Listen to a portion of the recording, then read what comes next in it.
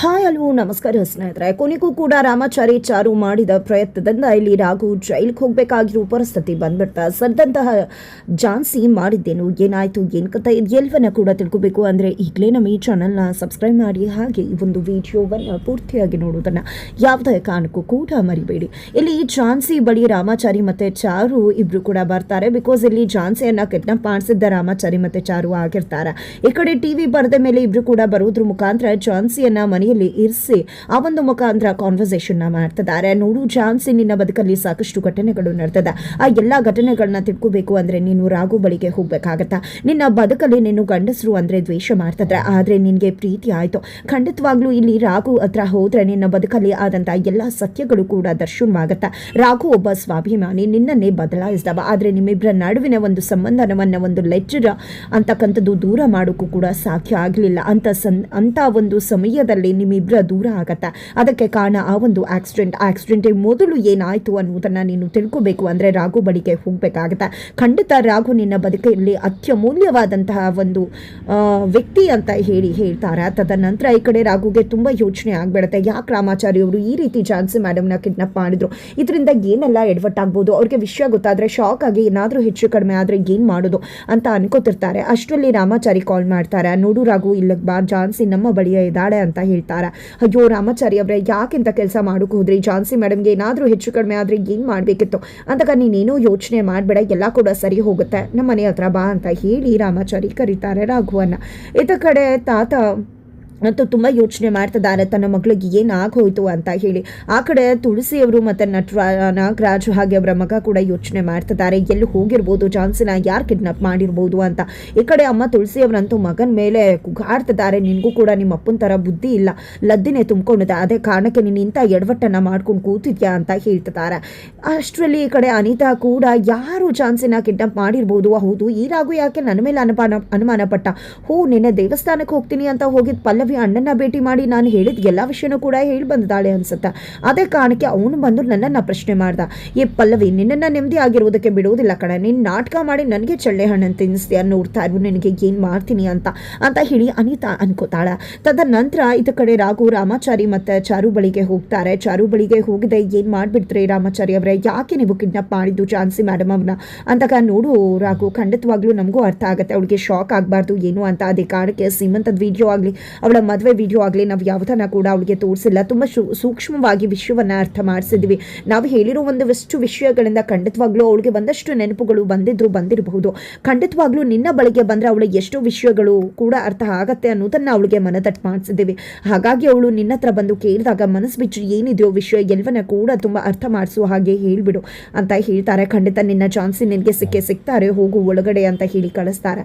ಇತ್ತ ಕಡೆ ಸಂಪತ್ ಕುಮಾರ್ ಅವರು ಇಲ್ಲಿ ಹೈಯರ್ ಅಥಾರಿಟೀಸ್ ಅವರಿಗೆ ಕಾಲ್ ಮಾಡ್ತಾರೆ, ಕಮಿಷನರ್ಗೆ, ನಮ್ಮ ಮಗಳನ್ನ ಹುಡ್ಕೊಡ್ತೀನಿ ಅಂತ ಹೇಳಿದ್ರಲ್ವ, ಇನ್ನೂ ಕೂಡ ಏನೇನು ಮಾಡ್ತಾ ಇದ್ದೀರಾ ಅಂತ ಪ್ರಶ್ನೆ ಮಾಡ್ತಿದ್ದಾರೆ. ಖಂಡಿತ ಹುಡ್ಕೋ ಪ್ರಯತ್ನದಲ್ಲಿ ನಾವು ಕೂಡ ಇದ್ದೀವಿ ಅಂತ ಹೇಳ್ತಾರೆ. ದಯವಿಟ್ಟು ನನ್ನ ಮೊಮ್ಮಗಳಿಗೆ ಏನೂ ಕೂಡ ಹೆಚ್ಚು ಕಡಿಮೆ ಆಗಬಾರ್ದು, ಆದಷ್ಟು ಬೇಗ ನನ್ನ ಮೊಮ್ಮಗಳನ್ನ ಹುಡ್ಕೊಡಿ ಅಂತ ಸಂಪತ್ ಕುಮಾರ್ ಕೂಡ ಹೇಳ್ತಾರೆ.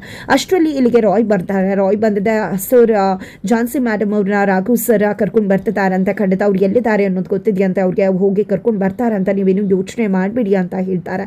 ನಿಜಕ್ಕೂ ಸಂಪತ್ ಕುಮಾರ್ ಅವ್ರಿಗೆ ಒಂದು ರೀತಿ ಖುಷಿ ಆಗ್ಬಿಡುತ್ತೆ. ತದನಂತರ ಇತ್ತ ಕಡೆ ರಾಘು ಒಳಗಡೆ ಎಂಟ್ರಿ ಕೊಡ್ತಿದ್ದಾಗೆ ಈ ಕಡೆ ಝಾನ್ಸಿ ರಾಘುನ ನೋಡಿದ್ದೆ ರಾಘು ಅಂತ ಹೇಳ್ತಿದ್ದಾಳೆ. ಇತ್ತ ಕಡೆ ರಾಘುವಿನ ಬಗ್ಗೆ ಸಂಪತ್ ಕುಮಾರ್ ಅವರು ಅವತ್ತೇ ಹೇಳಿದ್ದು, ರಾಘು ಕೂಡ ಮನೆಗೆ ಬಂದಿದ್ದು ಆಕ್ಸಿಡೆಂಟ್ ಆದಮೇಲೆ. ಈ ಎಲ್ಲ ವಿಷಯಗಳು ಕೂಡ ಝಾನ್ಸಿ ಮನಸ್ಸಲ್ಲಿ ಗೊಂದಲವನ್ನು ಉಂಟು ಮಾಡ್ತದೆ. ಜೊತೆಗೆ ರಾಮಾಚಾರಿ ಮತ್ತು ಚಾರುಗೂ ಹೇಳಿದಂಥ ಒಂದಷ್ಟು ವಿಷಯಗಳು ಆಕೆಯ ಒಂದು ಮನಸ್ಸನ್ನು ಕದಲಿಸ್ತದೆ ಅಂತಾನೆ ಹೇಳ್ಬೋದು. ಇದರ ನಡುವೆ ಝಾನ್ಸಿ ರಾಘು ಅಂತ ಕರೀತಿದ್ದಾಗ ನಿಜಕ್ಕೂ ಕೂಡ ತುಂಬ ಖುಷಿ ಆಗಿಬಿಡ್ತಾರೆ. ಹಾಗಿದ್ರೆ ಝಾನ್ಸಿ ಮೇಡಮ್ಗೆ ನಾನು ನೆನಪಾಗ್ಬಿಟ್ಟಿದ್ದೀನಿ ಅಂತ ಹೇಳಿ ತಕ್ಷಣ ಈ ಕಡೆ ಓಡಿ ಹೋಗಿ ಕೊಳ್ಳೋಕೆ ಅಂತ ಮುಂದಾಗ್ತಾರೆ. ಬಟ್ ಅಷ್ಟರಲ್ಲಿ ಬಂದಂತಹ ಝಾನ್ಸಿ ರೆಬಲ್ ಆಗಿ ಕೆನ್ನೆಗೆ ರಪ್ ಅಂತ ಹೇಳಿ ಕಪಾಳಕ್ಕೆ ಬಾರಿಸ್ಬಿಡ್ತಾಳೆ.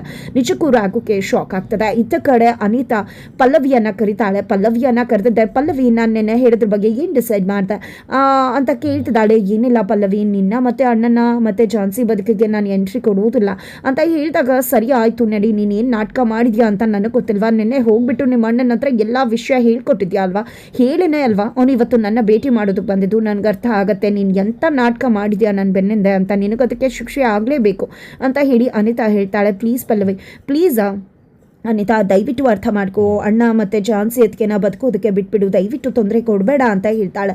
ನೀನು ಯಾರು ಹೇಳೋದಕ್ಕೆ ಅಂತ ಹೇಳಿ ಒಂದು ರೂಮಲ್ಲಿ ಕೂಡ ಹಾಕ್ಬಿಡ್ತಾಳೆ. ಅದರಲ್ಲಿ ತುಂಬಾ ಘಾಟಿದೆ. ಪ್ಲೀಸ್ ಬಾಗ್ಲು ತೆಗಿ ಅನಿತಾ ಅಂತ ಕರೀತಿದ್ದಾಳೆ. ಇರೋಕ್ಕಾಗ್ತಿಲ್ಲ ಅಂತ ಪಲ್ಲವಿ. ಆದರೂ ಕೂಡ ನಿಮ್ಮಣ್ಣ ಬರ್ತಾನೆ, ಕೂಗು ರಾಘು ಅಣ್ಣ ಅಂತ ಬಂದು ನಿನ್ನನ್ನು ಕಾಪಾಡ್ಕೊಂಡು ಕರ್ಕೊಂಡು ಹೋಗ್ತಾನೆ ಅಂತ ಅನಿತಾ ಹೇಳ್ತಿರ್ತಾಳೆ. ಅಷ್ಟರಲ್ಲಿ ಅವ್ರ ಅಪ್ಪ ಅಮ್ಮ ಹಾಸ್ಪಿಟಲಿಂದ ಬರ್ತಿದ್ದಾಗೇ ಅನಿತಾ ಡೋರ್ನ ಓಪನ್ ಮಾಡಿ ಪಲ್ಲವಿಯನ್ನು ಹೊರಗಡೆ ಕಳೀತಾಳೆ.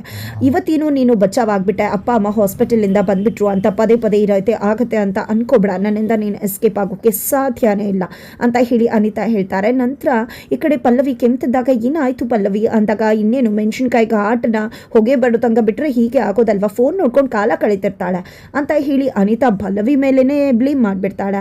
ನಂತರ ಇದ್ದ ಕಡೆ ಮತ್ತೆ ರಾಘು ಶಾಕ್ ಆಗಿದ್ದಾರೆ. ಯಾಕೆ ಚಾನ್ಸಿ ಮೇಡಮ್ ನಂಗೆ ಹೊಡಿತಾ ಇದ್ದೀರಾ ಅಂದಾಗ ನಿನ್ಗೆ ಹೊಡಿತಾ ಏನು ಮಾಡಬೇಕಿತ್ತು, ನೀನು ಎಂಥವ್ರು ಅಂತ ನನಗೆ ತುಂಬ ಚೆನ್ನಾಗಿ ಗೊತ್ತಿದೆ, ಅದಕ್ಕೇನೆ ನಿನ್ನ ಕೆಲಸಕ್ಕೆ ಸೇರಿಸ್ಕೊಂಡಿದ್ದು, ಇಂಟೆನ್ಷನಲ್ಲಿ ನೀನು ಮಾಡಿರೋ ಕರ್ಮಕ್ಕೆ ನಿನಗೆ ಬುದ್ಧಿ ಕಲಿಸ್ಬೇಕು ಅಂತ. ಆದರೆ ನೀನು ನನಗೆ ಬುದ್ಧಿ ಕಲಿಸಿ ಚಳ್ಳೆ ಹಣ್ಣು ತಿನ್ನಿಸ್ಬೇಕು, ನನ್ನೇ ಸೋಲಿಸ್ಬೇಕು ಅಂತ ಹೇಳಿ ಅಂದ್ಕೊಂಡಿದ್ಯಾ ಅಲ್ವಾ. ನನ್ನ ಮನಸ್ಸನ್ನೇ ಬದಲಾಯಿಸಿ ನನ್ನ ಬದುಕಲ್ಲಿ ಬರಬೇಕು ಅನ್ನೋ ಆಸೆಗೆ ಇನ್ಯಾರೋನೋ ಒಂದು ಆ್ಯಕ್ಟರ್ಸ್ನ ಕ್ರಿಯೇಟ್ ಮಾಡಿ ಅವ್ರ ಮುಖಾಂತರ ನನ್ನ ನಡುವೆ ಏನೋ ಇದೆ ಅನ್ನೋ ರೀತಿ ಬಿಂಬಿಸಿ ಇಲ್ದಿರೋ ಕಥೆಯನ್ನು ಸೃಷ್ಟಿ ಮಾಡ್ತಿದ್ಯಾ. ನಿನ್ನ ಆಟ ಯಾವುದೇ ಕಾರಣಕ್ಕೂ ಕೂಡ ನನ್ನ ಮುಂದೆ ನಡೆಯೋದಿಲ್ಲ, ಖಂಡಿತ ನಿನ್ನ ಆಟಕ್ಕೆ ನನಗೆ ಫುಲ್ ಸ್ಟಾಪ್ ಇಡೋ ಗೊತ್ತಿದೆ ಅಂತ ಹೇಳಿ ಝಾನ್ಸಿ ಹೇಳ್ತಿದ್ದಾರೆ. ಏನು ಮಾತಾಡ್ತೀರಾ ಮೇಡಮ್, ಖಂಡಿತ ಇಲ್ಲ ಅಂತ ಹೇಳಿ ರಾಘು ಹೇಳ್ತಿದ್ರೆ ನೀನು ಏನೇ ಹೇಳಿದ್ರು ಕೂಡ ನಾನು ನಂಬೋದಿಲ್ಲ, ಅದಕ್ಕೆ ಇವೆಲ್ಲ ಮಾಡೋದಕ್ಕೆ ನೀನು ನನಗೇನೋ ಕೆಲಸ ಇದೆ, ನಂಗೆ ಸ್ವಲ್ಪ ರಜಾ ಬೇಕು ಅಂತ ಕೇಳ್ಕೊಂಡು ಹೋಗಿದ್ದು, ನಿನ್ನ ಬಂಡವಾಳ ಎಲ್ಲವೂ ಕೂಡ ನನಗೆ ಮೊದಲೇ ಗೊತ್ತಿತ್ತು ಅಂತ ಹೇಳ್ತಾರೆ. ಇನ್ನು ಮುಂದೆ ಯಾವುದೇ ಕಾರಣಕ್ಕೂ ಕೂಡ ನೀನು ನನ್ನ ಹತ್ರ ಕೆಲಸಕ್ಕೆ ಬರಬಾರ್ದು, ಕೆಲಸಕ್ಕೆ ಬಂದರೆ ನಾನು ನಿನ್ನನ್ನು ಸುಮ್ಮನೆ ಬಿಡುವುದಿಲ್ಲ, ನೀನು ನನ್ನ ಕೆಲಸಕ್ಕೆ ಬರದೇ ಇದ್ರು ನೀನು ನನ್ನ ಒಂದು ಬೌಂಡ್ರಿಗೆ ಬಂದಿದ್ದಾಗಿದೆ, ನಿನ್ನನ್ನು ಹೇಗೆಲ್ಲ ಕಾಟ ಕೊಡ್ತೀನಿ ನೋಡ್ತಾ ಇರು,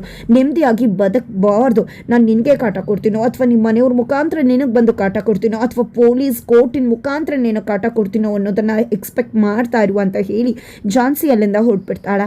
ತದನಂತರ ರಾಘು ಹೊರಗಡೆ ಬರ್ತಿದ್ದಾಗೇನೆ ರಾಮಾಚಾರಿ ಚಾರು ಎಲ್ಲ ವಿಷಯ ಝಾನ್ಸಿ ಗೊತ್ತಾಯ್ತಾ, ಏನಂದ್ಲು ಅಂದಾಗ ನೀವು ತಪ್ಪು ಮಾಡಿಬಿಟ್ರೆ, ಝಾನ್ಸಿ ಮೇಡಮ್ ನನ್ನ ಬಗ್ಗೆ ತಪ್ಪು ತಿಳ್ಕೊಂಡ್ಬಿಟ್ರು, ಇಷ್ಟು ದಿನ ಇದ್ದಿದ್ದಲ್ಲ ಈಗ ಇನ್ನಷ್ಟು ಸಮಸ್ಯೆಗಳಾಗ್ಬಿಟ್ಟಿದೆ ಅಂದಾಗ ಏನು ಮಾತಾಡ್ತಿದ್ಯಾ ರಾಘು, ಈ ರೀತಿ ಆಗುತ್ತೆ ಅಂತ ನಾವು ಅಂದ್ಕೊಂಡಿರಲಿಲ್ಲ, ಖಂಡಿತ ಎಲ್ಲನೂ ಹೋಗಿ ನಾವೇ ಹೇಳ್ಬಿಡ್ತೀವಿ, ಎಲ್ಲ ಕ್ಲಿಯರ್ ಆಗಿ ಹೇಳಿದ್ರೆ ಖಂಡಿತ ಝಾನ್ಸಿಗೆ ಅರ್ಥ ಆಗುತ್ತೆ ಅಂದಾಗ ದಯವಿಟ್ಟು ಇನ್ನೊಂದು ಇಂಥ ತಪ್ಪನ್ನು ಮಾಡಬೇಡಿ, ಮತ್ತಿನ್ನೇನು ಅಂದ್ಕೊಂಡು ಮತ್ತೊಂದು ಇನ್ನೇನು ಸಮಸ್ಯೆ ಕ್ರಿಯೇಟ್ ಆಗೋದು ಬೇಡ, ದಯವಿಟ್ಟು ನಾನೇ ಝಾನ್ಸಿ ಮೇಡಮ್ ಹತ್ರ ಸಮಯ ನೋಡಿ ಎಲ್ಲವನ್ನ ಕೂಡ ಅರ್ಥ ಮಾಡಿಸ್ತೀನಿ, ಇಲ್ಲಾಂದರೆ ನಿಮ್ಮ ಸಹಾಯ ಕೇಳ್ತೀನಿ, ಅವ್ರಿಗೆ ನಾನು ಯಾರು ಅನ್ನೋದು ಅರ್ಥ ಆದರೆ ಅವ್ರ ಜೊತೆ ನಿಮ್ಮ ಮನೆಗೆ ಬರ್ತೀನಿ, ದಯವಿಟ್ಟು ನನ್ನನ್ನು ಕ್ಷಮಿಸ್ಬಿಡಿ, ದಯವಿಟ್ಟು ಇನ್ನು ನಮ್ಮ ವಿಷಯಕ್ಕೆ ಬರಬೇಡಿ ಅಂತ ಹೇಳಿ ರಾಘು ಅಲ್ಲಿಂದ ಹೊರಟ್ಬಿಡ್ತಾರೆ. ಈ ಕಡೆ ರಾಯ್ ಏನು ಸರ್ ಈ ರೀತಿ ಆಗೋಯ್ತಲ್ಲ, ಈಗ ಕೆಲಸಕ್ಕೂ ಬರೋ ಹಾಗಿಲ್ವಲ್ಲ, ಇನ್ನೇನು ಮಾಡೋಕ್ಕಾಗತ್ತೆ, ನೀವು ಝಾನ್ಸಿ ಮೇಡಮ್ ಬದುಕಿಂದ ಹೊರಗಡೆ ಹೋದಾಗೇನೆ ಅಲ್ವಾ ಅಂತ ಹೇಳಿ ರಾಯ್ ಹೇಳ್ತಿದ್ದಾಗೇನೆ ಈ ಕಡೆ ರಾಘು ಏನು ಮಾಡಬೇಕು ಅಂತ ಅರ್ಥ ಆಗ್ತಿಲ್ಲ.